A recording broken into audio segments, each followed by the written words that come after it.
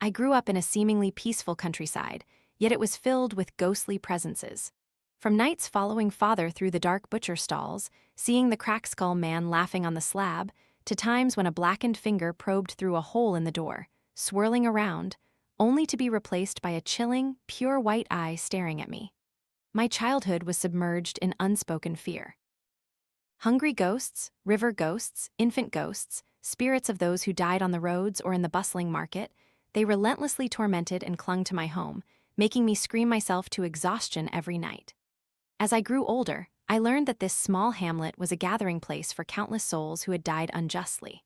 From the old woman begging for food to the child torn apart by wild dogs, they all lingered in the dark corners of the market, the river dike, and the cemetery.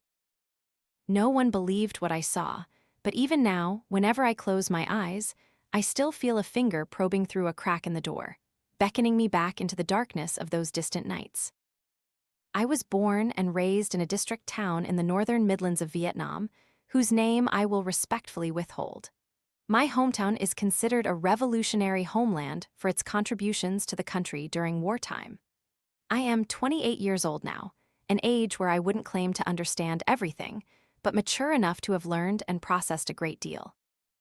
For a long time, we have read and heard spiritual and mystical stories imbued with eerie hues, yet no definitive scientific evidence has been able to prove them. The matter of belief remains for those who choose to believe, and rejection for those who do not. It has always existed alongside humanity's historical development and social life across the world, from ancient times to the present.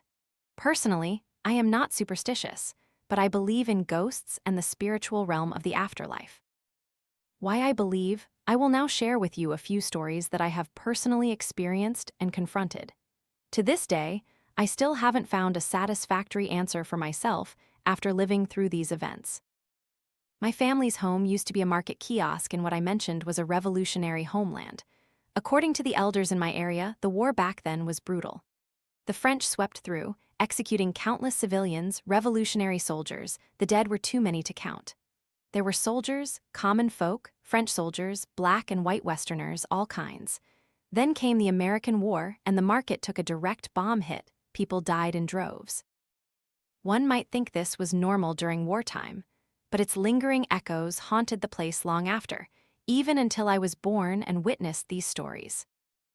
When I was an infant, I was well-behaved and plump, but by the age of 4, I became fussy, crying a lot, and often sick with minor ailments. What I remember, even from such a young age, remains deeply etched in my mind. Back then, there was no proper toilet. We had to venture deep into the market because our kiosk was too small. At the end of the fish stalls was an empty plot of land with a public restroom. Market dwellers often went there to relieve themselves. That night, as usual, around 10 p.m., Father led my older brother and me deep into that empty plot where the public restroom was to relieve ourselves before bed. From our house, it was about 300 meters deep into the market to that area. We had to cross a wide yard behind our house, where a very large, old jackfruit tree stood. Then came the clothing stalls, the butcher stalls, the fish stalls, and only then that plot of land. During the day, the market was bustling, buyers and sellers noisy and vibrant, but at night, it was terrifyingly silent. I still remember Father leading my brother and me. His hand held a dim flashlight, guiding our way.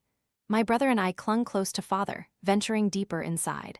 The market was desolate, makeshift, and temporary. The scene of a rural market from the early Reform period probably looked the same across many regions, making it easy for you to imagine.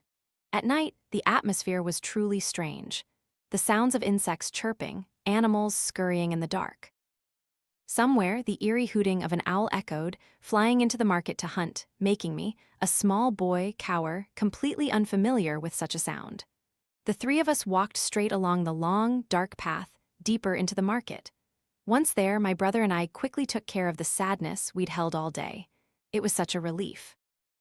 Done, Father led us back. I remember that night scene vividly. It was the first time I learned what a ghost was, and everything began on that dark night. As we walked back past the fish stalls, I followed Father and my brother along the butcher stalls. Skipping along, I suddenly felt a shiver, a chill running down my spine.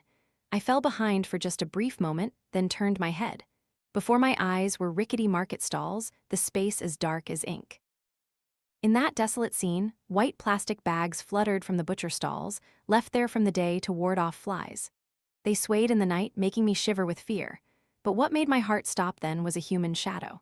This black shadow sat cross-legged on the butcher's slab about 10 meters from me.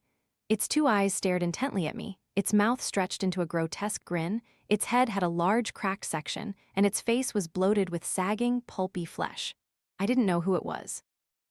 It was a man, seemingly quite young. Perhaps he died during the war, but a 4-year-old boy like me couldn't possibly know what I was seeing. I just stood there rigid, staring at it. It stared at me.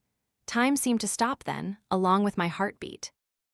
Then a flashlight beam swept, flashing brightly, shining directly into my face, blinding me. Father called out, "Kai, what are you doing standing there?" I turned to look at Father, the flashlight's glare making me squeeze my eyes shut. Father walked over and pulled my hand, leading me along. I rubbed my eyes and said, "Father, there's some uncle sitting on the butcher's slab, smiling at me." Father suddenly froze then, looking in the direction I pointed. He silently frowned. I didn't know what he was thinking. Then he pulled both my brother and me by the hand, quickening his pace down the long, dark path towards home. I glanced back, and the man was gone. When we got home, Mother scolded. "Where have you three been so long? I was terrified alone at home." Father said nothing. He silently went into the kitchen, grabbed a worn-out broom, and went out back. He lit the broom, waved it around, and muttered something. Then he told my brother and me to step over the burning broom before entering the house. Mother frowned but didn't ask further. As for me, a naive little boy, I didn't understand what was happening. But it wasn't until other things began to happen later that I slowly began to grasp what my small family was living alongside. After that first encounter, the image of the crack-skull man sitting on the butcher's slab occasionally reappeared in my thoughts every night. During the day, running and playing with the other children in the hamlet, I didn't think about it. But as night fell, I still had to use the restroom, still had to walk past the butcher stalls, and that image would flood back. I remember that night was a rainy one, with the whole family fast asleep. When I was little, I had a habit of getting hungry at night. If I woke up hungry in the middle of the night, I would demand food. Mother would usually serve me a bowl of cold rice mixed with a little fish sauce to fill my stomach. That night, like any other, around 1 a.m., I woke up hungry, crying, and whining. Mother got up and turned on the kitchen light. It was called a kitchen, but it was just a step away from where my family slept, separated by a wall. The kitchen shared space with the bathing water tank and had a rotten wooden door leading to the backyard. The red glow of the incandescent bulb flickered on. Mother got the rice, then sat on the bed to feed me. Father was snoring like thunder. The two of us, Mother feeding me, whispered and chuckled together. The murmur of our conversation blended with the rhythmic patter of the night rain. The atmosphere was strangely peaceful then, when suddenly, knock, knock, knock, 3 icy knocks echoed, shattering the silent space of the winter rainy night.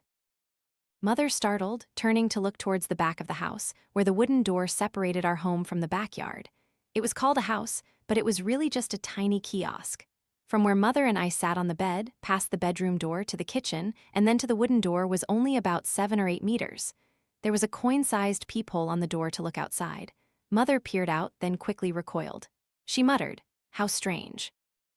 I innocently asked Mother, "It's late, Mother, who could be knocking?" Mother said nothing, continuing to feed me. A moment later, 3 more knocks echoed, breaking the silence and frightening Mother so badly that she dropped the rice bowl onto the bed. Knock, knock, knock. The knocking seemed insistent, the rice bowl scattered across the bed. Mother's face turned pale green as she looked towards the door, and then silence fell again. Mother yelled, "Who's there?" The space remained silent, only the soft patter of rain could be heard. Time seemed to stand still as Mother and I stared wide-eyed at the back door, holding our breath. Next came a terrifying barrage of pounding knocks that resonated horrifyingly. Knock, knock, knock, thump, thump, thump. Knock, knock, knock. Father, who had been sleeping, instantly bolted upright. Mother, her face ashen, said, "Honey, there's something knocking at our door in the middle of the night. Who would be knocking at the back door at this hour?" Mother seemed on the verge of tears, and I huddled closer to her. Father was also very brave then. He was a commanding officer in the military, but he had resigned to pursue economic ventures. Back then, soldiers were desperately poor. Their wages weren't even enough to feed themselves, let alone a wife and children. Father got up and went to the kitchen, one hand holding the flashlight, the other a cleaver. He approached the wooden door. By this time, the knocking had ceased completely. Father peeked through the coin-sized peephole, then, without a word, he flung the door wide open. Beyond was just a murky, dark void. The rain continued to drizzle. Amidst the wind, a faint, distant, cackling laughter seemed to echo from nowhere. I remember that cackling laughter distinctly. Father stood motionless, gripping the cleaver tightly, then turned back inside, turned off the light, and went back to bed. He pulled my brother and me into his embrace. My brother was still sound asleep. Mother lay on one side, and we two boys were nestled in the middle. That night, Father stayed awake, guarding the three of us as we slept. The next morning, Father recounted that when he looked through the small hole to the back, he saw a young man perched precariously on a jackfruit tree branch.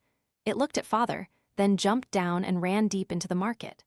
Father was very brave. He flung the door open to see what it dared to do. As for me, after this second encounter, I began to truly know fear of ghosts, and my days of constant crying and fussiness began. After that, greeting, my family, once so peaceful, was suddenly gripped by a vague fear. Our house closed earlier.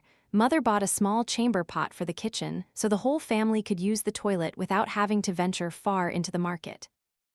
Things were quiet for a few days, then one evening, Father went back to his paternal hometown, leaving just Mother, my brother, and me at home. It was almost midnight, and as usual, hunger woke me up. I rubbed my eyes, looking at the space above the wall near the roof. For some reason, Mother had left the kitchen light on. She must have been scared. I glanced at Mother and my brother, who were fast asleep. Before I could wake Mother, tap. A dry, hollow sound echoed, as if something was tapping on our wooden door. I must say, I jumped, goosebumps erupting along my spine. The wooden door suddenly became a terrifying barrier between my family and the vast, frightening space outside. I crawled down to the foot of the bed and peeked out. Mother had left the dim, red incandescent light on, and then I saw a sight I will never forget in my life. A pitch-black finger, poked into the hole we used to look out the back door. The sight was utterly grotesque, more than a small boy like me at that age could imagine. It swirled around the hole, then suddenly pointed directly at me. It curled and beckoned as if calling me towards it. My entire body went cold and rigid. I stared at it, utterly speechless, unable to cry or scream. After a moment, it withdrew its hand, and in its place, a ghastly white eye pressed against the hole. The eye had no pupil, only terrifying, tangled blood vessels staring intently at me. It stared wide-eyed menacingly, yet with an expression of delighted mockery. I was so scared that I burst into a piercing cry for Mother. Mother and my brother heard me and startled awake in the night. Mother embraced me, and I collapsed into her arms, crying and telling her everything. Mother's face turned ashen as she sat there, holding my brother and me close. That night passed in silence, long and drawn out. The next morning, Father returned, and Mother told him what had happened. Father was furious. He went and borrowed a sharp pig-sticking knife from Mr. Harry, the butcher, and hung it on the door. I don't know what it was for, but an invisible fear had already settled within me, and after that night, it seemed our house was no longer safe for me. After that night Father was away, our house was on high alert. Father hung the pig-slaughtering knife on the door and placed several mulberry branches by our bed. My parents didn't tell anyone in the hamlet about it. In truth, being tormented by ghosts or seeing spirits in this market hamlet was quite common. It had become a normal occurrence. Ghosts of those who died on the roads, in the market, or during the war were countless. They gathered at crossroads and market areas to hide. Our market was no exception. Hungry ghosts and dead spirits wandered everywhere. According to the adults, countless spirits gathered here. It was just that we couldn't see them or weren't destined to encounter them. After that night, I often woke up with a start. I would often burst into piercing cries in the middle of the night, as if someone was hitting or poking me. This continued for a long time. I visibly wasted away. Some nights I cried all night, and nothing could soothe me. My parents didn't understand why. They would first use mulberry branches to swat around the bed, then light a worn-out broom to burn away negative energy, hoping to drive away foul entities. But their son just kept crying all night. It was only when I was exhausted and finally fell asleep until morning that things temporarily ceased. My brother, on the other hand, ate well and slept soundly. He seemed to live a completely different life, unaffected by his younger brother. My parents, from then on, suffered headaches and exhaustion from trying to soothe me to sleep every night. They didn't understand and didn't see anything, but I did. The first time was one evening, deep in a peaceful sleep, when I suddenly felt hot. A strange heat radiated from within my body and sweat poured out. I squirmed, squeezed between my parents and brother on our small bed. I was so hot. I suddenly opened my eyes. A sight met my gaze. A pitch-black shadow was lying spread-eagled on top of the mosquito net. It lay there, looking down at my family, or more precisely, looking at me. That crack-skull entity. I stammered, my limbs rigid. I wanted to scream but couldn't. It stared wide-eyed at me and cackled shrilly. Ha ha ha ha ha ha ha ha ha ha. Its mouth was grotesquely crooked. Its cracked skull revealed dangling bits of flesh, as if about to fall off. Its eyes were lifelessly white, streaked with horrifying red blood vessels. Its limbs were withered and bony like dry branches. It stretched its arm through the mosquito net, as if trying to push through the thin fabric and reach for me. I felt something dripping onto my face, chillingly cold and foul-smelling. I stared at it intently. The moment of confronting a ghost while the whole family slept beside me and I couldn't scream was truly beyond a small boy's imagination. It kept laughing and reaching its terrifying hands towards me, filling me with dread. The flimsy mosquito net sagged deeply as if it was about to break through. Its arm almost touched my face. All I could do was lie still and endure it. And I finally cried. I sobbed quietly, then burst into a loud wail. The moment I cried out, I squeezed my eyes shut, and a distant, shrill cackling echoed in my head. My parents bolted upright, turned on the light, and pulled me into their arms. Father sighed, then grabbed the mulberry branch and swatted it around the house. I cried uncontrollably, too frightened to stop. I peeked open my eyes and saw the light on, but the entity was gone. I didn't know how to tell my parents because I was too scared. It took several days later for me to finally recount that the crack-skull man who had sat on the butcher's slab was now lying on top of the mosquito net, tormenting me. My parents then began to grasp what their son was going through: terrible days caused by some roadside ghost whose aura resonated with mine. Then other stories gradually unfolded, more and more horrifying. It seemed that what father had done, hanging the pig-slaughtering knife, charged with a murderous aura, by the door and swatting with mulberry branches, was no longer effective. Our house was no longer safe. That crack-skull entity could easily enter and harass me. It was understandable, actually. Our house was in the market, a row of dilapidated kiosks crammed together. There was no proper altar for the earth deity, no one to guard the place. And ghosts were everywhere. After that incident, my parents were on higher alert. Every evening, they made me go to bed early. At night, they left the light on in the back of the kitchen. Father even obtained a small, potent talisman from somewhere and attached it to the wooden door. It seemed these methods of control might offer some effectiveness, but it appeared they had no effect. I still cried at night. My piercing screams sometimes kept the entire hamlet awake. Some nights, while I slept, it would pinch my thigh. It pinched so hard I would jump up, crying in pain. The next morning, there would be a purple bruise on my thigh. Some nights, there were even 2 shadows. The crack-skull entity had brought another one with it from somewhere. They would leap onto our family bed. I would watch speechlessly as the 2 menacing shadows lunged onto the bed. They would cackle shrilly, delighted to see me cry, while my parents sighed wearily from lack of sleep. But now, only I could see them. My parents heard and saw nothing anymore. Some nights, father would wake up twice, swatting with the mulberry branch, lighting the broom and waving it around the house, filling it with smoke, all because I cried incessantly. Around that time, I became gaunt, pale, and sickly. The image of the black shadow leaping onto the bed, laughing and tormenting me, haunted me, relentlessly following me in my mind. It turned me from a lively, active boy into a timid one, afraid of everything around me. I would cry through the night until I was exhausted, then sleep deeply all day. This situation went on for a long time until one day, Mother left early in the morning and didn't return until the evening. When she came home, she saw me sitting listlessly on the bed and felt so much pity. During that time, I would just sit and play by myself, dazed and withdrawn. Looking at me, Mother smiled and said, "From tonight on, you can sleep peacefully." That night, I slept soundly. Although I felt someone standing at the head of my bed, the entity would just appear and then leave. It would peek inside, but quickly vanish, and I didn't cry then. Mother later recounted that she had gone to see a female shaman who was also a fortune teller. The shaman said that my spirit was vulnerable. Because my aura resonated with that crack skull entity, it kept following me, tormenting me. It would sneak in and out of our house all night. The market had no earth deity to guard it, so evil spirits ran rampant. The shaman introduced Mother to a pagoda near our house. The venerable monk, upon hearing the story, advised Mother to send my spirit to the pagoda for protection.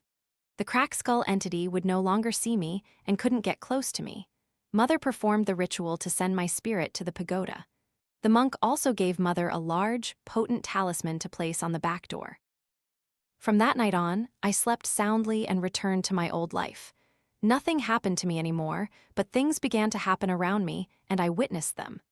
These stories stayed with me as I grew older, year after year.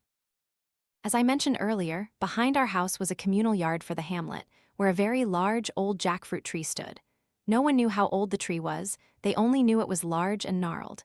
At its base were a few incense sticks, which some market women would light on the 1st and 15th of the lunar month. This jackfruit tree, however, never bore fruit. If it did, the fruit would be no bigger than a fist before falling off. Many strange incidents often occurred around this jackfruit tree. The first story I witnessed involved Uncle Ben, our next-door neighbor. He was a healthy young man, unmarried, and he sold shoes. I was very fond of him because I often went over to share meals with him. He cooked delicious food. That night, our family was asleep when suddenly there was a commotion behind the house. Father got up and opened the back door to see a few people standing and pointing. I also ran out to watch with the jostling crowd. Before my eyes was Uncle Ben, his eyes squeezed shut, furiously punching the jackfruit tree trunk. It was a bizarre sight, and many people watched. The adults tried patting his shoulders and shaking him, but he wouldn't wake up, continuing to punch the tree trunk until his hands bled. It wasn't until Madame D, who sold votive offerings, ran over. She held a fresh mulberry branch she had just broken off at the market. She whipped the base of the tree repeatedly, even hitting Uncle Ben.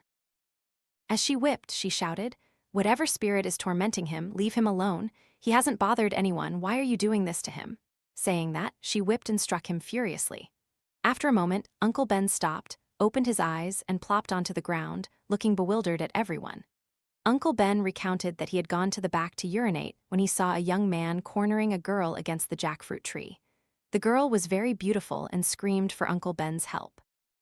He immediately rushed forward to punch the man. When he opened his eyes, he saw his hands bleeding from punching the tree trunk. Everyone gathered around, and it dawned on them that Uncle Ben had been tormented by a ghost. Such ghostly incidents were common in this hamlet. The second story related to the jackfruit tree involved Aunt Lily. Aunt Lily lived in a different area, not in the market. She often sold ice cream near the base of the jackfruit tree. Regularly, on the 1st and 15th of the lunar month, she would light incense sticks at the base of this jackfruit tree. No one understood why. That day, it was already getting dark. Mother was cooking when she heard faint sobbing. Mother went to the back of the house and was startled to see a girl sitting and hugging the jackfruit tree, crying. Mother called Father out, and my brother and I, still inside, also ran out to peek. Aunt Lily had parked her ice cream cart there. She was clutching the tree trunk and crying, her eyes tightly shut. Mother tried shaking her shoulder repeatedly, but Aunt Lily wouldn't wake up. Realizing something was wrong again, Mother shouted for the whole neighborhood to come.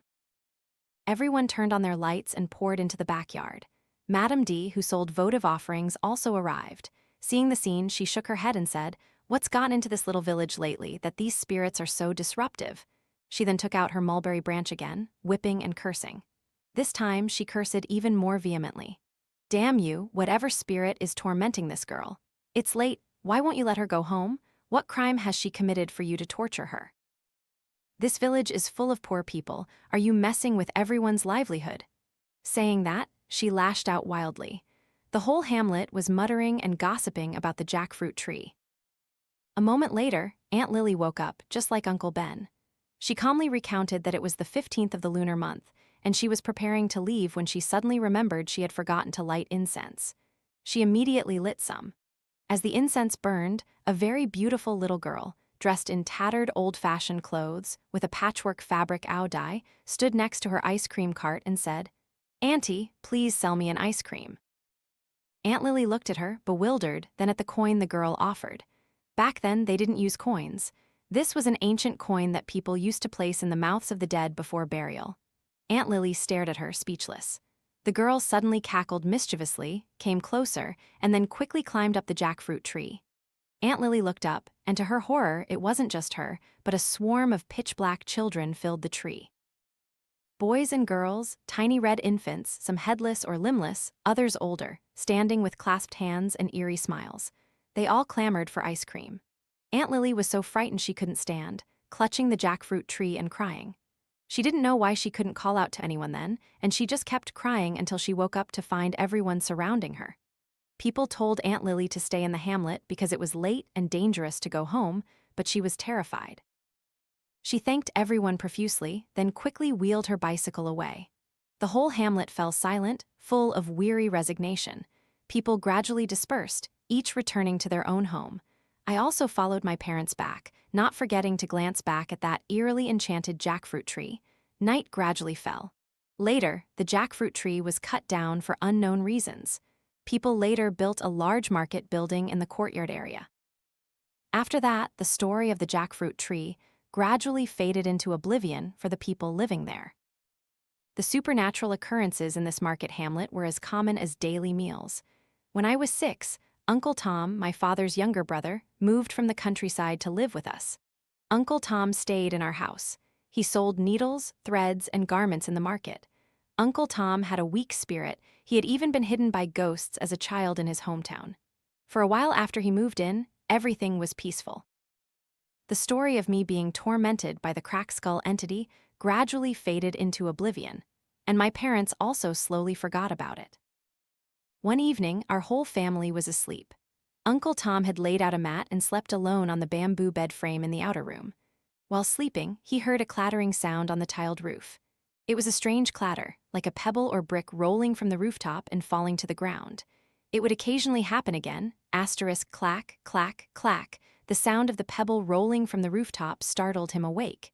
He opened his eyes and looked up at the roof. There was a whispering sound like someone talking on the roof. It wasn't just one person, how strange. Who would climb up there in the middle of the night?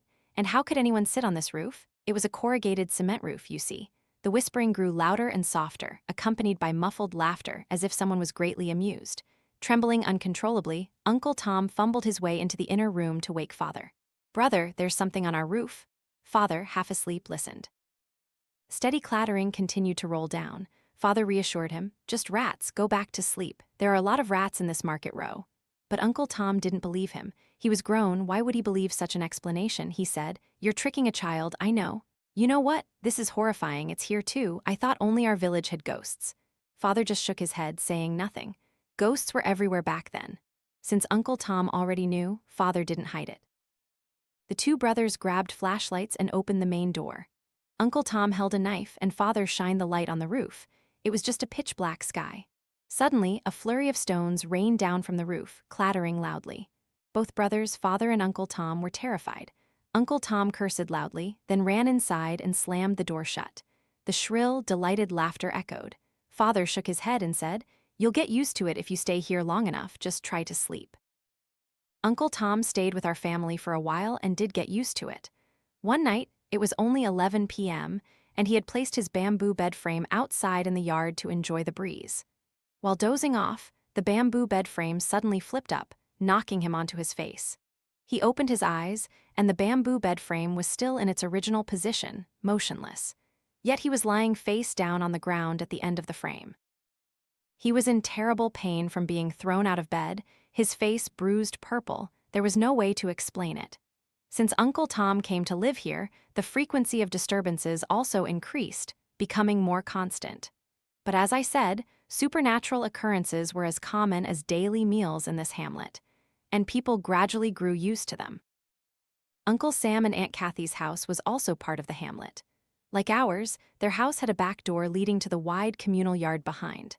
That night was a sweltering summer night, no breeze at all. Uncle Sam was picking up goods from 9 p.m. in Long Bien, Hanoi, to bring wholesale fruits back here by 4 a.m. Aunt Kathy was alone at home that night. If I recall correctly, it was 2 a.m. when the entire hamlet was still in deep sleep, and suddenly, a shrill scream erupted. The sound of a motorbike crashing to the ground. The whole hamlet woke up in a commotion, rushing out to see what happened. They found Aunt Kathy lying motionless behind her house.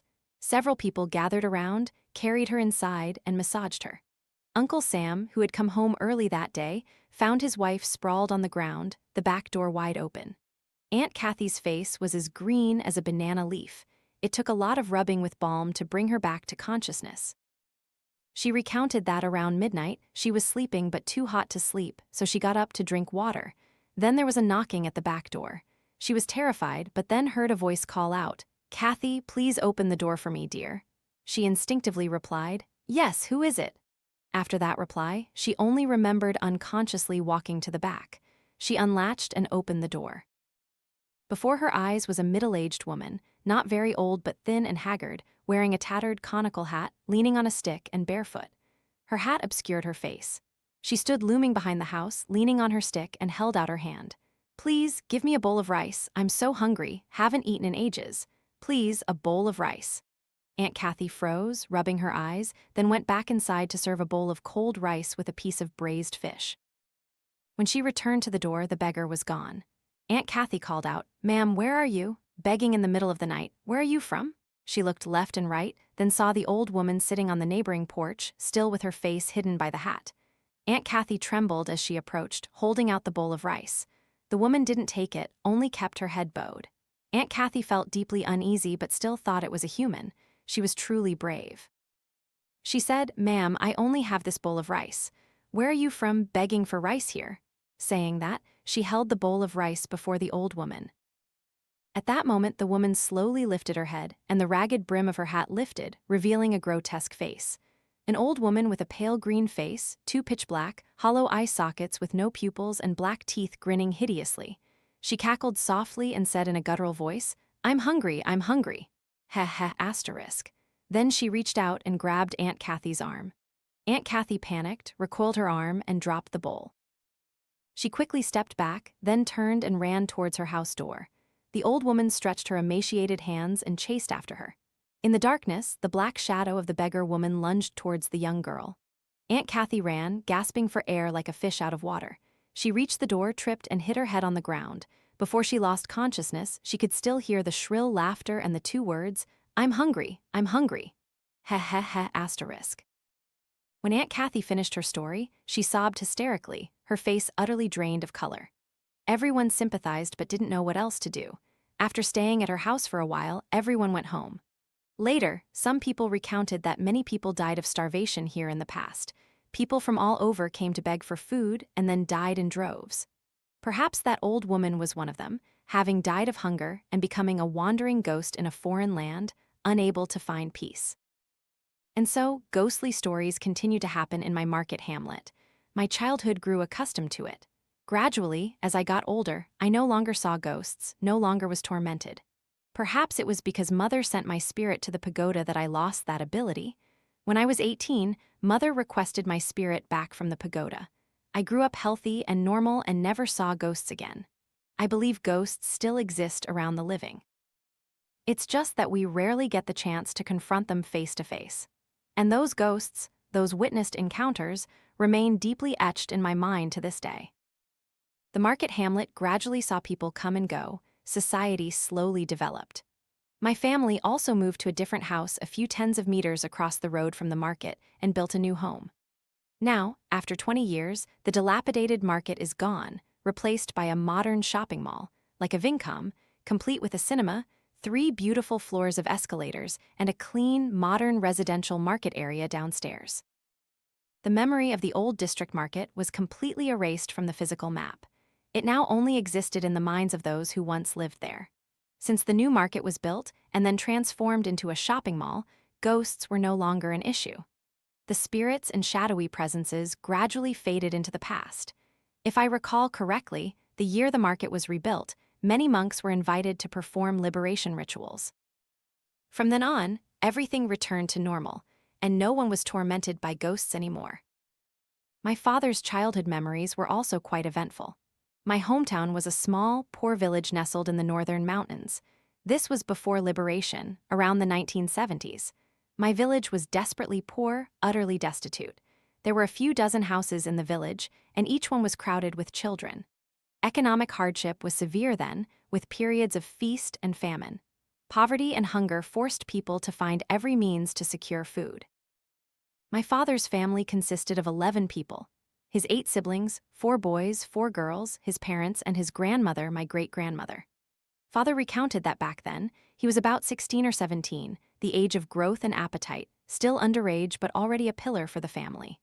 Besides working in the fields for the cooperative during the day, at night, Father often went with Grandpa to fish, shrimp, catch crabs and snails to improve their lives and feed a dozen mouths.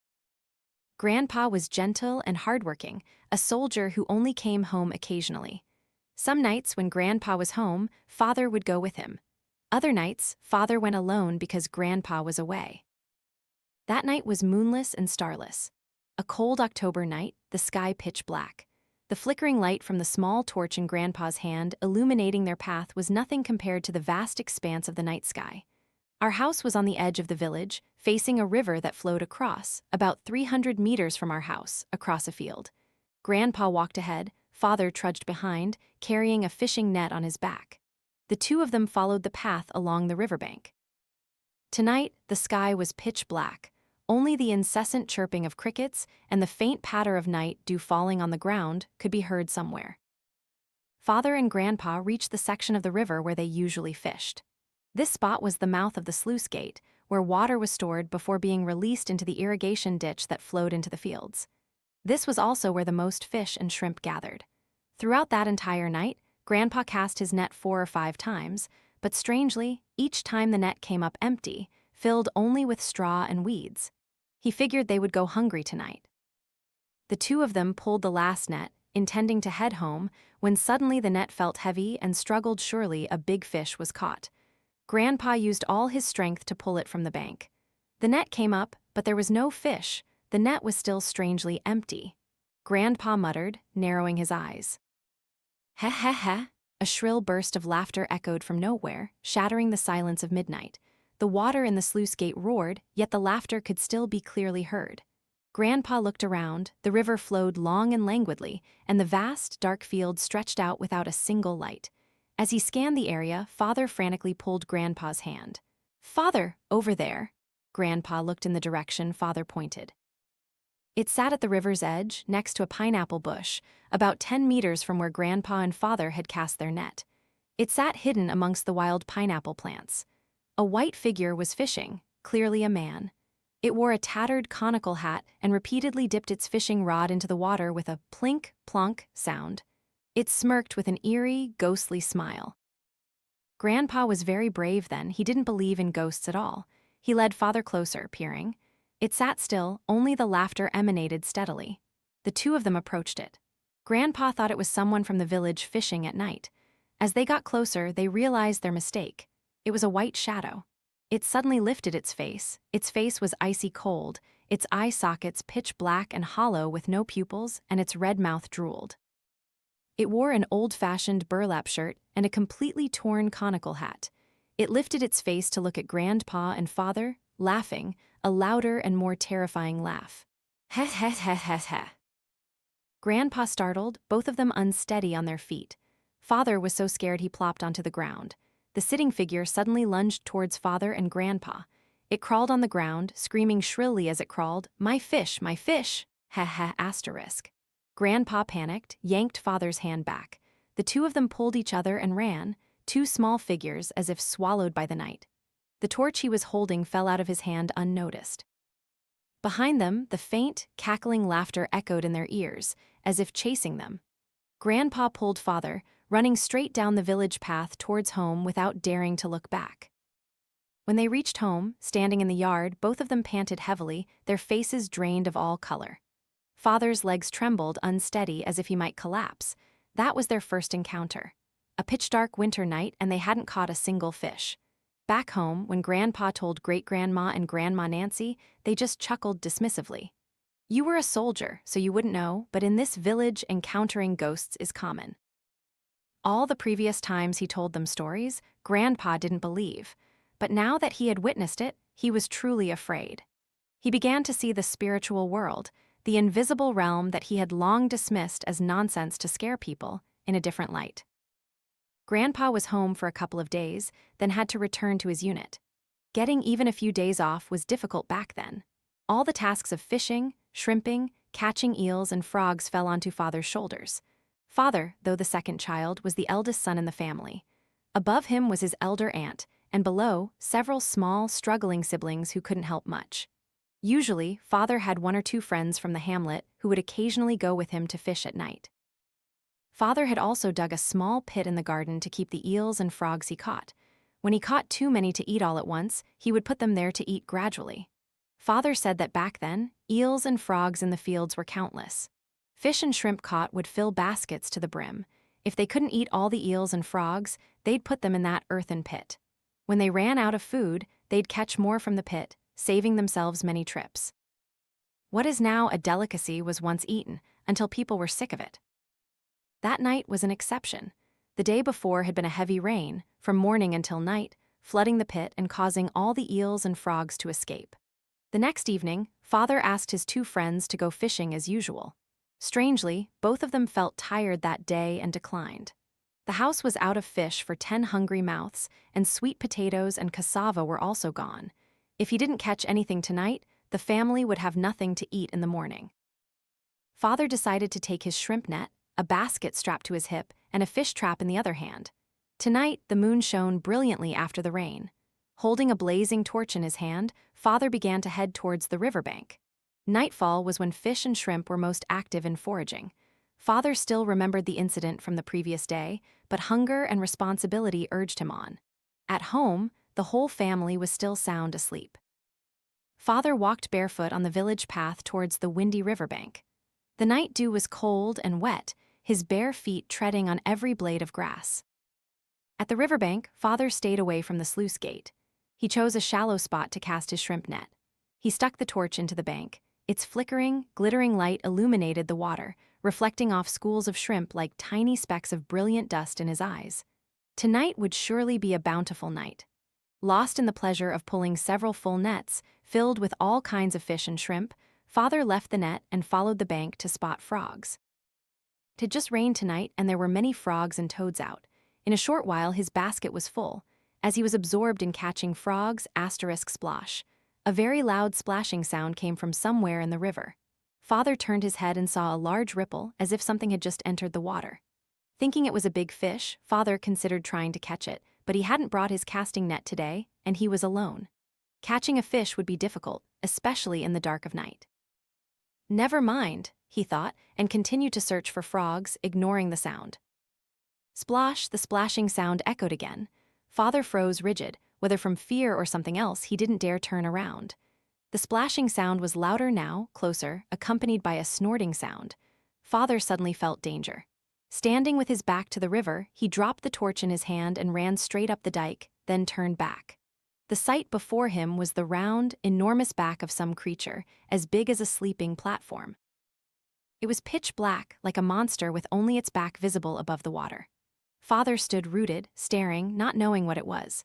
It slowly approached the bank, then lifted its head, revealing two high-rising horns. It was definitely a black buffalo, but its eyes were blood red.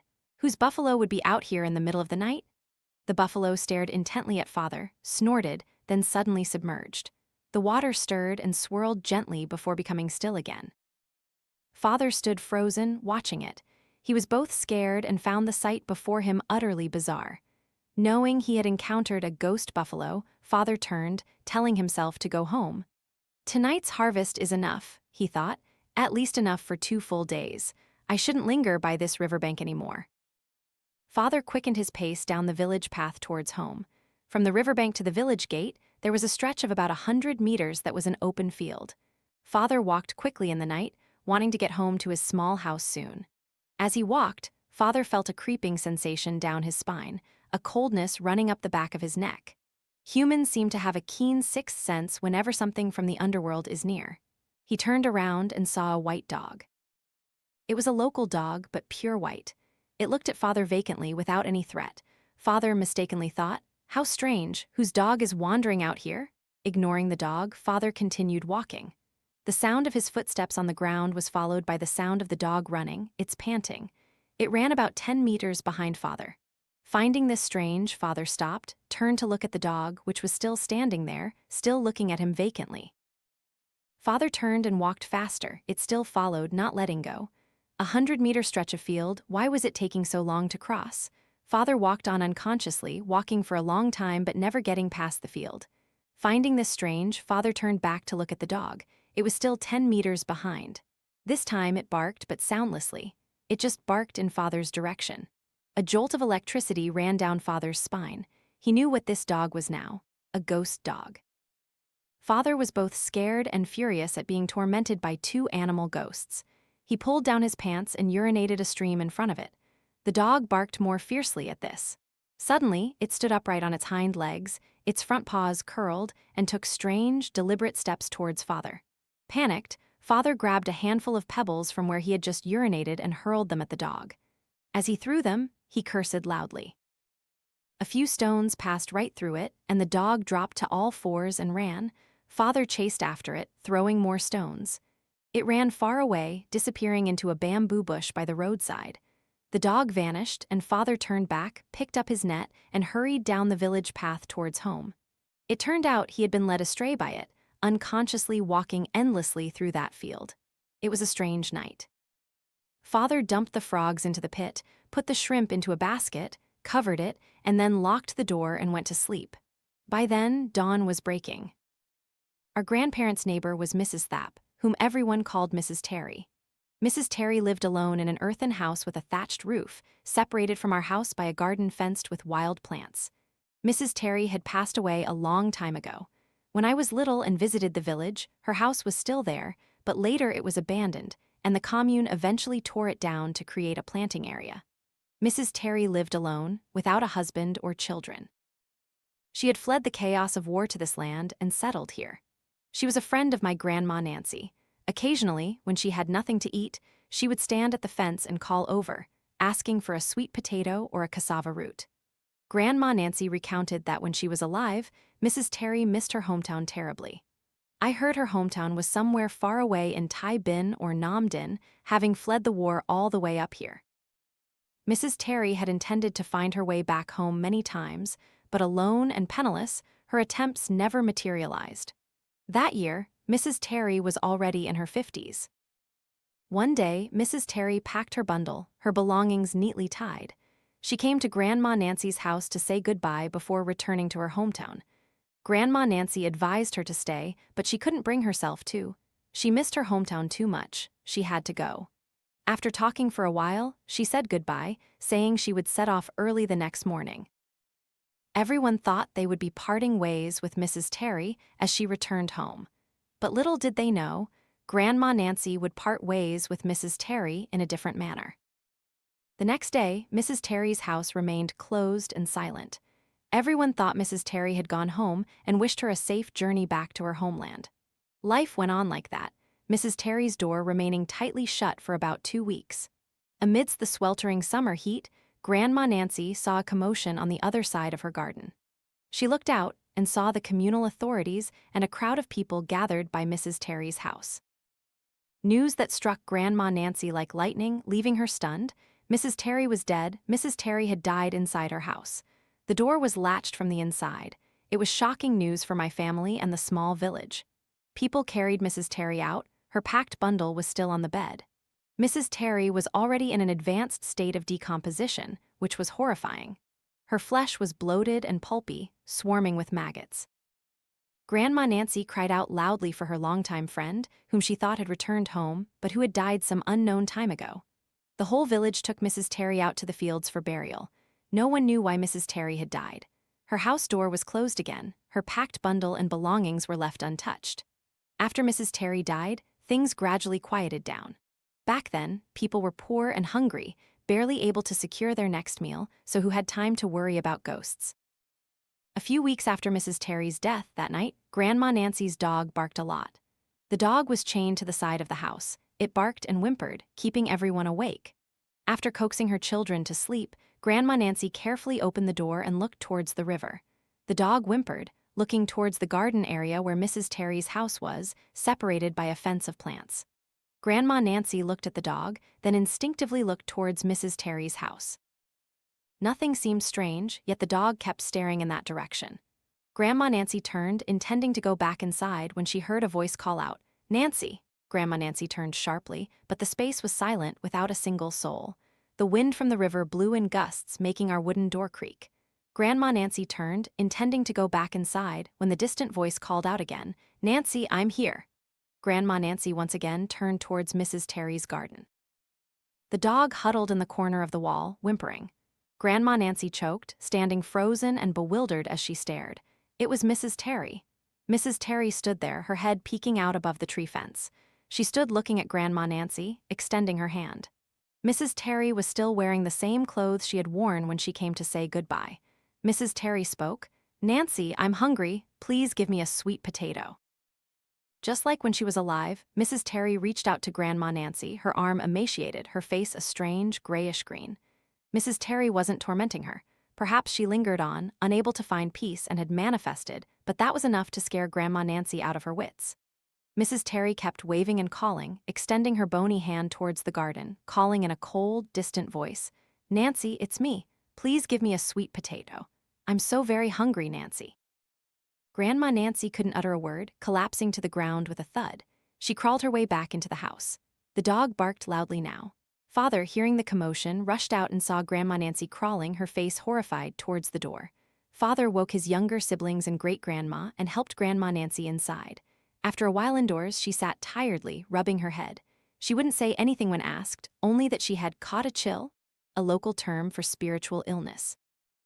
Her children looked at her bewildered, not understanding what had happened. Great-grandma, being old, didn't say much either. It wasn't until much later that Grandma Nancy recounted that night. She couldn't sleep, and when the dog cried, she went to the door to see what was wrong, only to find Mrs. Terry's ghost had appeared, calling out for sweet potatoes. No one understood why Mrs. Terry had died, but from then on, her house door remained tightly shut, the silent house standing on the other side of the garden. Occasionally, Mrs. Terry's ghost would appear to Grandma Nancy, but she never threatened or did anything harmful. Grandma Nancy felt great pity for Mrs. Terry and sometimes went to burn incense at Mrs. Terry's doorstep. Later, Mrs. Terry's house was torn down and all her belongings were burned. Grandma Nancy never encountered Mrs. Terry's ghost again. Perhaps she had finally found peace and passed on. The story of Mrs. Terry gradually faded into oblivion from then on. Back then, after the liberation, around the 1980s, it was a year with a prolonged, bitter winter in the north. Gusts of cold, northern wind whistled through the cracks in the thatched roofs of the small, desolate village houses. On a December winter night, people in the countryside went to bed very early. At night, the entire small village lay silent amidst the mountains and forests. There were no lights, no illumination at night. Darkness was like an invisible fear for the people of my village. Mr. Brooks and Mr. Stone were two villagers, lifelong friends and neighbors. That night, deep in sleep, Mr. Brooks heard dogs barking loudly on the path in front of his house gate. About 10 meters from his gate was a very large bamboo hedge. This bamboo hedge had previously been the site of many strange incidents in the village. Mr. Brooks ignored it, not caring much. It was the middle of the night, and dog barking was common. Besides, this region was full of ghosts, so he didn't want to go out and see. But the pack of wild dogs seemed quite numerous. They howled, barked, and fought loudly by the old bamboo hedge, as if fiercely contesting something. The incessant barking woke up the whole village. Mr. Brooks lay in bed for a long time, unable to bear it, then ran to Mr. Stone's house and knocked. Mr. Stone was already awake. His house had been woken by the dogs howling. In the middle of this cold winter night, a pack of dogs had gathered from somewhere and were fighting. Their mournful howls echoed through the mountains and hills. "Knock, knock, knock. Mr. Stone, open up. Let's go to the road and see what's happening. The dogs are barking so fiercely." Mr. Stone, still sleepy, opened the door, one hand holding a long ironwood stick, the other a flashlight. He had probably also intended to go out and check the situation. Other houses also showed signs of activity, but no one came out to look. Only the two friends went out together to investigate. Mr. Brooks and Mr. Stone walked closely together, the night wind blowing in cold gusts. Mr. Brooks gripped a cleaver, which he had quickly snatched from the kitchen when he went to Mr. Stone's house, holding it close to Mr. Stone. Reaching the road, the two men saw a pack of about 10 wild dogs. Each dog was fierce, its eyes gleaming brightly, reflecting the flashlight beam. No one knew where these dogs had come from. They weren't village dogs, they looked like wolves. Some were mangy, some had severed tails, baring their sharp teeth and growling as they saw the two men trudging towards them. They were huddled together, fighting over something, a round cloth bundle placed at the base of a tea bush. They were tearing at it and barking ferociously. Seeing the large and aggressive pack of dogs, the two men didn't dare to rush in. They looked at each other to decide how to handle it. Mr. Stone bent down and picked up some loose bricks at his feet and threw them, shouting as he threw, "Shoo, shoo, get out now, you dogs from nowhere. Shoo, shoo." Mr. Brooks, seeing this, joined in, waving his arms and legs to scare them. He swept his flashlight and threw bricks at the dogs. The dogs, hit by the bricks, panicked. Some were hit in the body or head. Some turned back, baring their fangs and growling menacingly. Others barked hysterically from fright. They howled and then ran off towards the edge of the village, abandoning the object they were tearing apart. Some licked their chops, their mouths still stained red, looking back at the half-eaten bundle with great regret. With the wild dogs chased away, the two men shone their flashlights at the base of the tree and saw a pile of messy clothes and fabric, torn apart by the dogs. In the middle of the tattered, blood-soaked cloth. Both were very scared but also curious. They moved closer to the base of the tea bush to investigate. Just as the flashlight beam swept over it, a strong gust of wind blew, making Mr. Brooks tremble uncontrollably. He stammered, "Mr. Stone, look, what is that? I'm so scared of blood." Mr. Stone stared intently in the light and cried out in horror. At the base of the tea bush, amidst a pile of old, tattered clothes, was a bundle of red flesh wrapped in a blanket. The tiny mass of flesh had several body parts torn off, but they could still discern the head of a baby. The dogs had almost completely torn apart the infant's body. No one knew if the baby had been alive or dead when they tore it apart. The dogs had been barking and biting for a long time, several hours. Where was this baby from? Where were its parents? How could something like this happen? Mr. Brooks stood beside Mr. Stone, his face pale, clasping his hands and muttering, "Oh my God, nam mo a dida fat." In such chaotic times, with life so difficult, how could such a horrific thing happen in this mountainous region? Wild dogs came from nowhere and tore apart this child right outside their gate. The baby was so mangled, only a pitiful bloody mess remained. The two men agreed not to alert anyone, not even their families, to avoid trouble and fright in this village. They took a simple mat and carefully wrapped the baby in the pile of clothes and blankets. Times were hard back then. Where would they find a proper burial urn at this hour? The two men quietly walked through the night, one with a pickaxe, the other with a shovel, up to the hillside where the village cemetery was, to bury the baby in that mat. The hillside soil was red and rocky. The pickaxe struck sparks but couldn't dig much. They toiled for a while before the two men managed to dig a small hole. Mr. Brooks carefully placed the baby into the grave and gently covered it with earth. He sighed, grieving for the fate of this infant. No one knew how long it had been born, why it was abandoned here to become prey for wild dogs. After burying the small infant, the two men lit incense for the small mound and then quietly returned home along the path leading down the hill into the village. Both remained silent, then agreed that this secret would stay with them until they died. From time to time, the two men would visit that small grave, lighting incense for the tiny infant, caring for it as if it were a member of their own family, considering it an act of charity. Years passed in a blink. That day was the day Mr. Brooks passed away. Mr. Stone had passed away a year before Mr. Brooks. Mr. Brooks also died on a winter day. After 2 days of funeral preparations, the procession took Mr. Brooks to the fields that midday.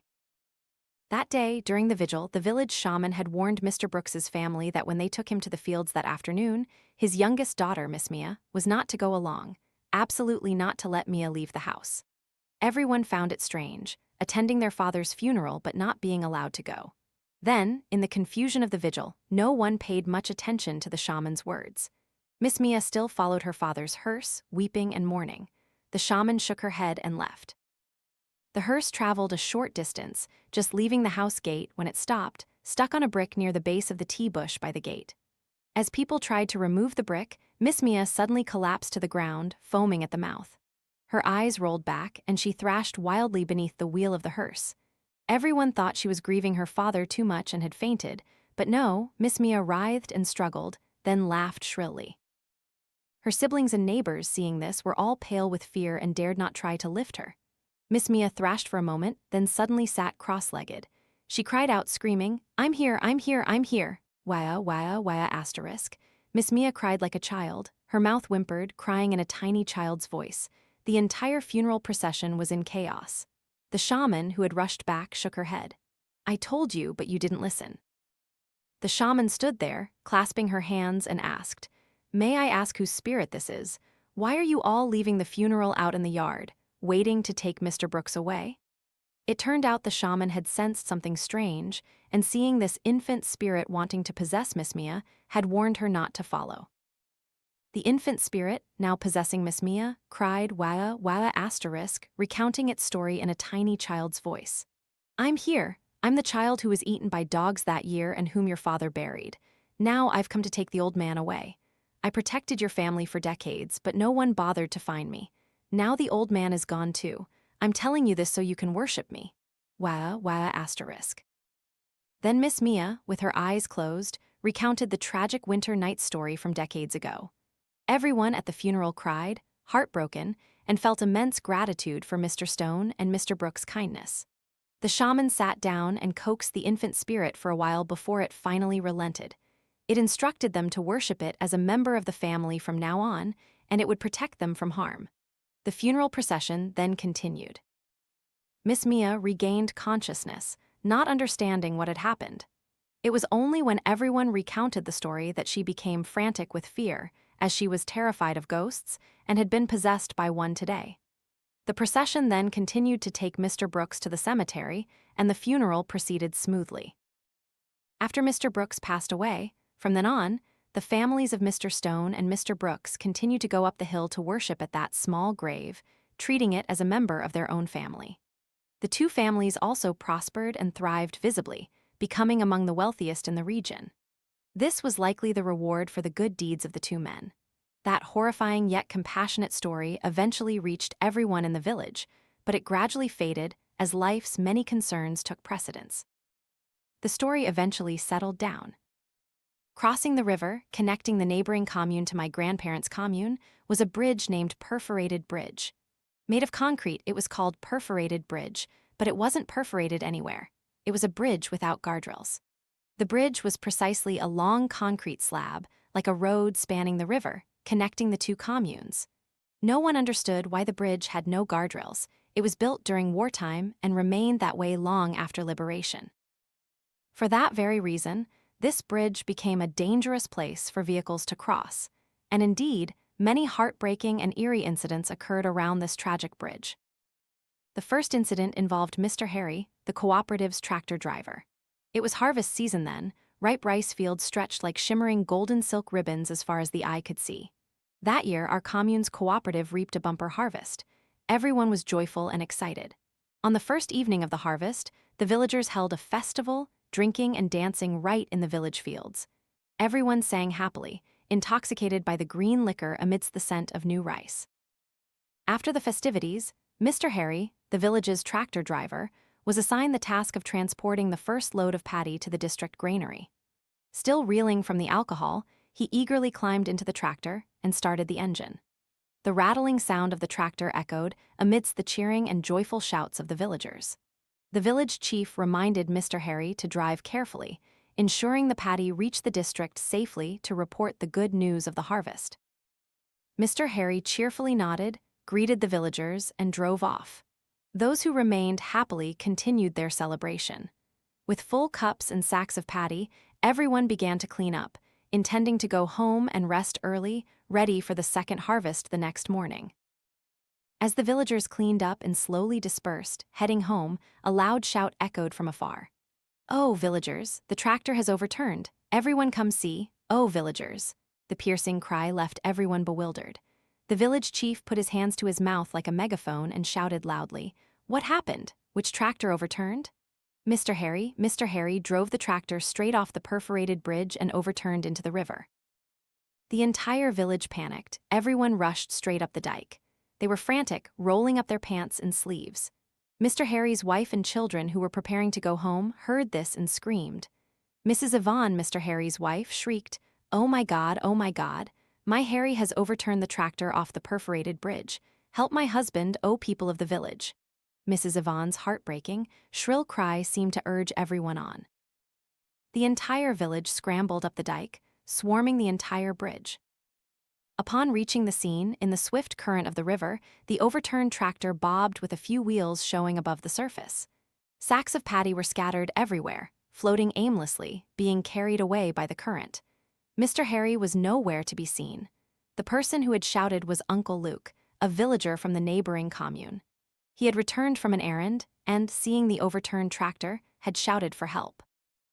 The village chief frantically shook Uncle Luke's shoulder and cried out, "Where's Mr. Harry? Where is he? How long has the tractor been overturned?" "I don't know, probably just recently. When I passed by, I saw the overturned tractor, but Mr. Harry was nowhere to be seen." The whole village was in an uproar. The young men quickly stripped off their shirts and jumped into the river. The river flowed swiftly there and was full of large rocks. Mr. Harry's wife and children stood on the bank, crying. People took turns shining lights, groping around, and casting nets to search for him. They searched desperately from dusk until 10 p.m. but found nothing. Everyone was exhausted, and Mr. Harry's wife and children knelt before the river, begging the river god to return Mr. Harry to his family. Everyone was heartbroken and spent. They searched all night but failed. Early the next morning, 2 tow trucks were mobilized from the district. They tied ropes to the tractor's wheels, then revved their engines and pulled. It took half a day, but the tractor was finally pulled close to the bank. The tractor was twisted and shattered, and all the paddy had been washed away. Mr. Harry was still nowhere to be seen. His wife and children cried mournfully. Everyone was utterly dejected, hoping for some miracle. Some, exhausted, went home, while others tried to stay. The harvest that day was also postponed. Mrs. Yvonne, Mr. Harry's wife, lay on the edge of the bridge, staring up at the sky. She was in deep pain. Only the village chief, a few government officials to make a report, the young men who split up to search along the river, and Mrs. Yvonne's family remained, waiting and hoping to find her husband. The search yielded no results, and the entire village and commune buzzed with the news for several days. Mr. Harry's wife and children still hadn't given up hope of finding him. Day after day, the mother and children walked along the riverbank, bringing offerings to beg the river god, in vain. 5 days later, Mr. Harry surfaced. His body was bloated and pale.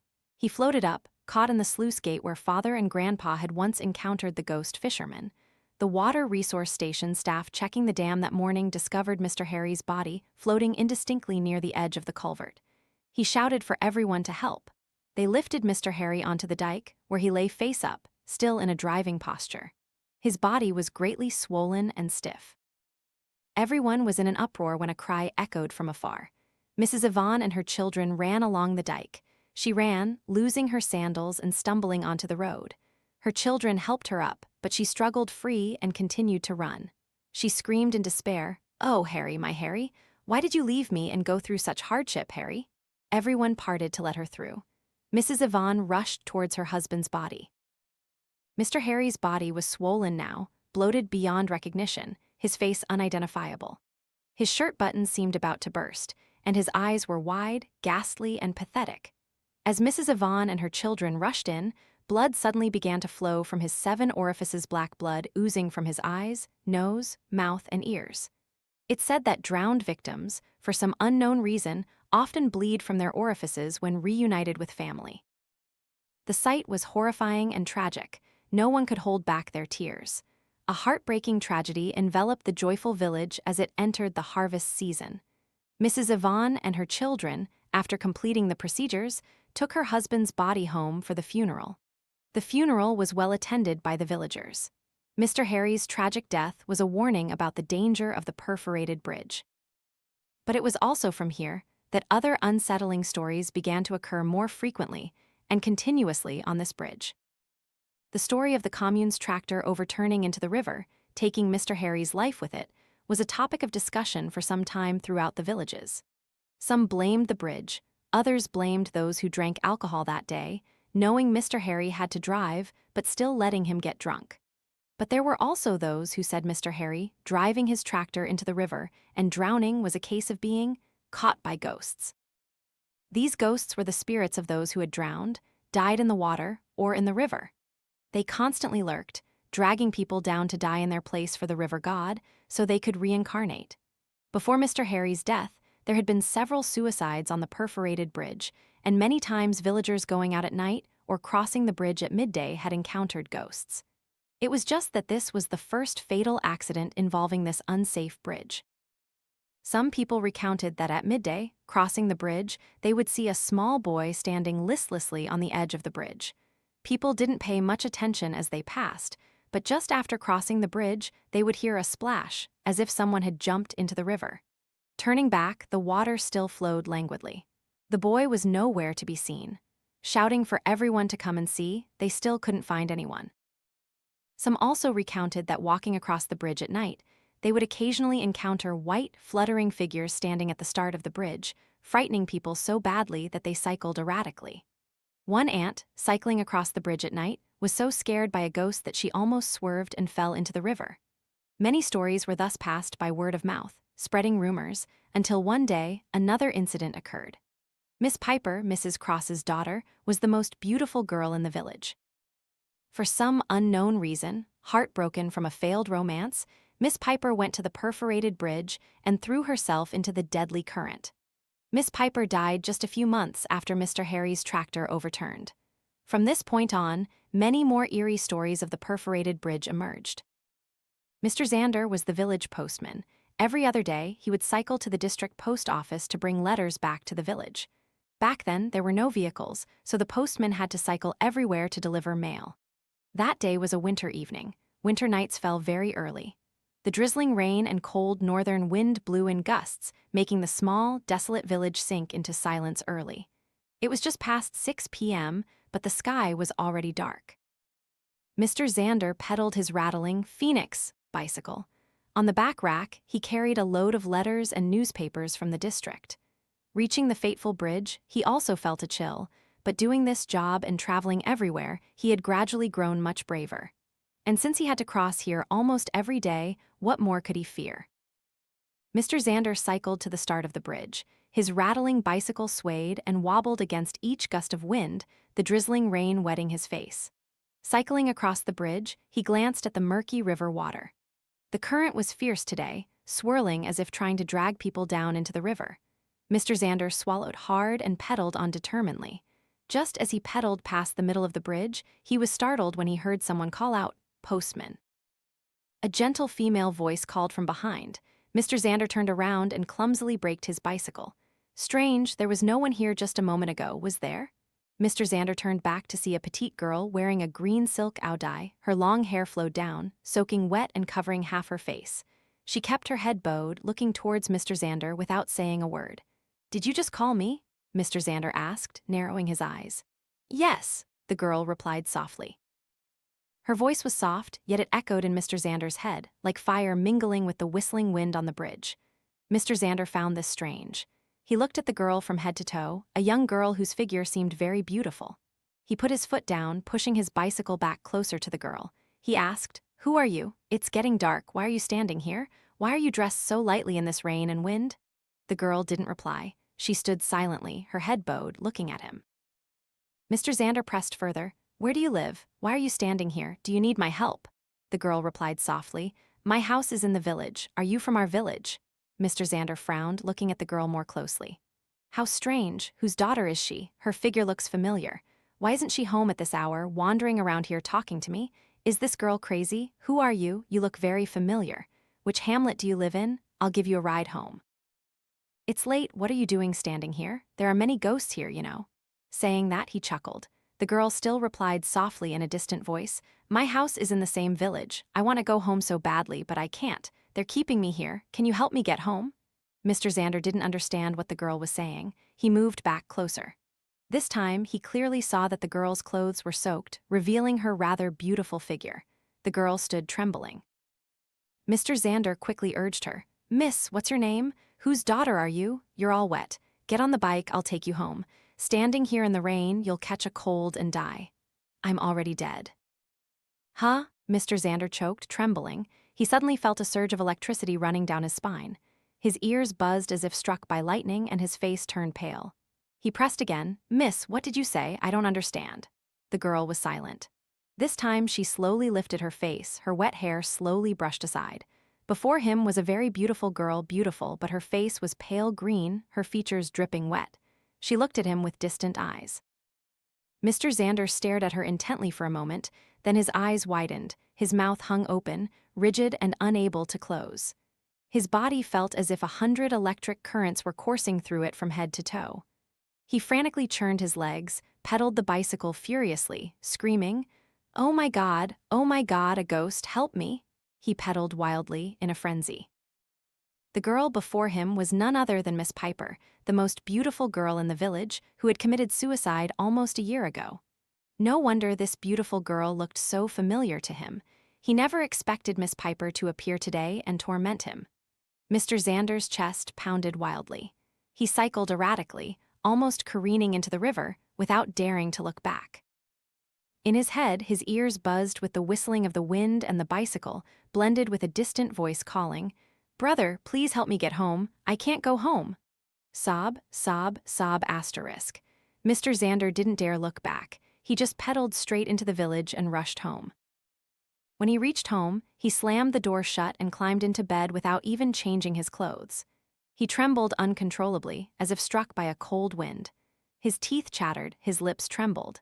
After that incident, he didn't go to work for several days. He was bedridden with sickness for a whole week. His mother was very worried and kept pressing him until he finally confessed that he had encountered a ghost, the spirit of Miss Piper, Mrs. Cross's daughter. The story of Mr. Xander being tormented by Miss Piper spread throughout the villages. Miss Piper's parents didn't believe it, saying people were spreading malicious rumors. Mr. Xander didn't explain further, not answering anyone's questions. He became listless as if his soul was lost, and from then on, when he went to work, he always tried to return early or only dared to cross the bridge when there were many people around. From then on, many more people encountered Miss Piper's ghost appearing to ask for a ride. Occasionally, people crossing the bridge at night would say they saw a girl in a soaking wet green dress standing silently on the bridge, waving for a ride. Many were scared out of their wits when they saw the person lift her face, and it was Miss Piper, Mrs. Cross's daughter. The bridge, heavy with spiritual energy, became a haunting presence for the people of my village from then on. It wasn't until later years, because of the frequent accidents and many public petitions if I remember correctly, it was in 2003 that the government finally allocated funds to renovate and build high guardrails on both sides of the bridge. The bridge now seemed safer, but safe or not, people still occasionally encountered flickering, shadowy figures appearing and disappearing there. The strange stories surrounding the perforated bridge would occasionally resurface. Speaking of ghosts in my hometown, it would be a true oversight not to mention the kapok tree on the hillside. As I briefly mentioned in the Infant in the Winter Night section, our village cemetery was located on the hill at the edge of the village. Separating our village from that hill was a dirt road connecting hamlets, and then a long stretch of fields. Kapok trees are said to have ghosts, banyan trees to have spirits. No one in the village knew how old that kapok tree was. Villagers didn't know, they said it had been there since they were born. The ancient, gnarled kapok tree, so thick it would take several people to embrace, stood halfway up the hill amidst the cemetery. Its trunk was black and bumpy, with gnarled growths like cancerous warts on a toad's back. March was also the season when kapok flowers fell. Vibrant red kapok flowers bloomed on its bare, stark branches, standing out against the desolate cemetery. I don't know how beautiful and poetic the kapok tree in that movie filmed in Back Ninh was, but the kapok tree in my hometown only evoked a sense of the grotesque. In the middle of the melancholic cemetery, the ancient kapok tree stood out like a sentinel. My villagers often joked, saying that to die was to return to the kapok tree's base. Children would threaten each other, saying, "I'll make you return to the kapok tree's base right now." It was a symbol of death and of the village cemetery. Anything that lives long develops a spirit. Trees, too, when they live long, become spirits. The kapok tree, possessing strong yin energy, is one of those trees easily transformed into a spirit, and ghosts also like to take refuge there. Speaking of our village cemetery, the graves were buried closely together right at the base of the kapok tree. Viewed from afar, the kapok tree looked like an umbrella providing shade on the hillside, but it also resembled an entity that gathered yin energy from the graves at its base. Many strange things have happened around this kapok tree and this hill. First, there's the story of the young man who was hanged by French soldiers on a kapok tree branch during the colonial era. Back then, a young man, a revolutionary, came to live in the village and mobilize the villagers. After some time operating in the village, he was one day discovered by the village chief and French collaborators. They tried him publicly at the communal hall for treason against the motherland, then took him to the hill and hanged him openly as a warning to the people. The young man's body was left dangling on the kapok tree branch by the French and their collaborators. The villagers were terrified and dared not resist. They left his body hanging on the tree for almost a month as food for scavenging birds. It wasn't until someone in the village, out of deep pity for him, secretly and bravely took his body down in the night and buried it. After the French colonial period ended, strange things continued to happen around this kapok tree. Some people saw the shadow of a woman sitting and combing her hair in the tree, her long hair flowing down, swaying in the wind, almost touching the ground. Others saw flickering fireflies, ghost lights, floating nightly to the base of the kapok tree. There were also times when the kapok tree was struck by lightning, splitting its trunk and breaking branches. Even a huge branch that would take two people to embrace was snapped by lightning as if by divine punishment. But the tree defiantly lived on, as if challenging everything. My youngest uncle was Uncle Quentin. He was the smartest and best student in the family, so my grandparents doted on him. That year, Uncle Quentin was 10 years old. Father and his other siblings had mostly married and moved out, leaving only 4 children at home. It was summer then, and Uncle Quentin, along with other children, often herded buffalo and flew kites in the rice fields adjacent to the cemetery hill. What country child doesn't love flying kites? The kites soaring on the wind carried their dreams of rising higher, wanting to fly beyond the village bamboo hedges and carve out their future. That day was a late summer afternoon. The buffalo had eaten their fill, and it was almost 7 p.m. The sun cast faint, weak red rays of light on the horizon. My Uncle Quentin and 4 or 5 friends gathered to pull their kites down to get home in time for dinner. One by one, the high-flying kites were gradually brought down. Uncle Quentin had just made a new kite and was very fond of it. He had flown it very, very high, using several spools of string. The other children's kites had all reached the ground, but Uncle Quentin's kite was still higher, soaring even above the hilltop. The children slowly dispersed, heading home. A friend from the hamlet shouted, "Quentin, we're going first. It's getting dark. If you don't come back soon, your grandma will beat your butt raw.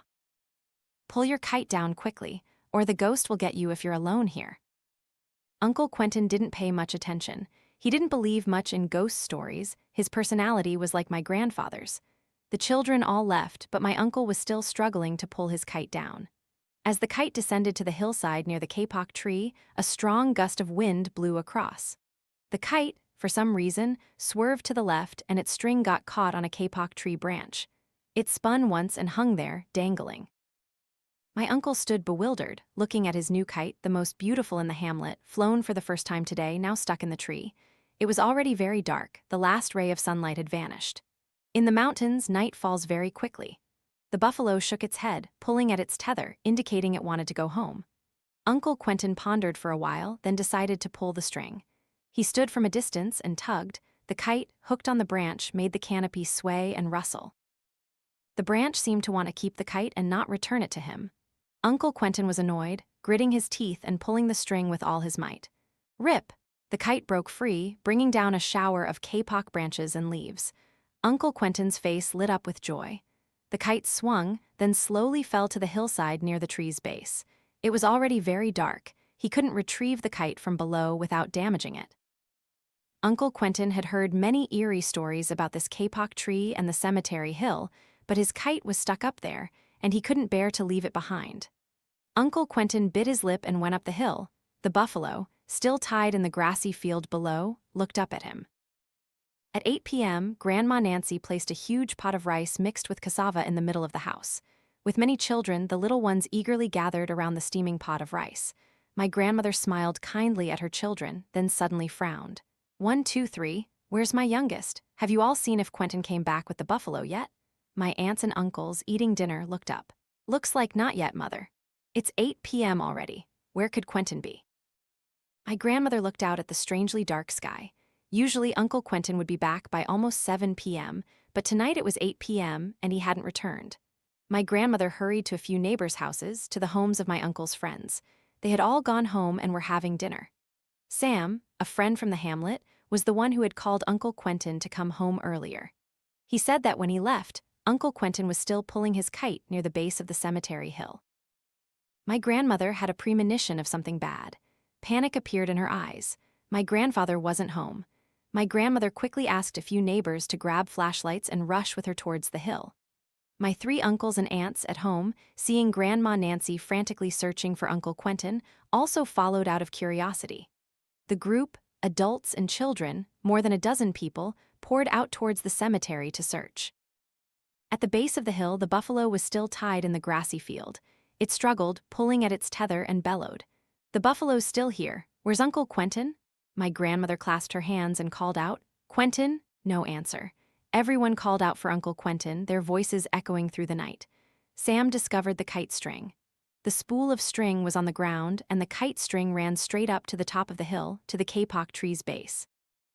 My grandmother told my 3 uncles and aunts and Sam to stay below and watch the buffalo.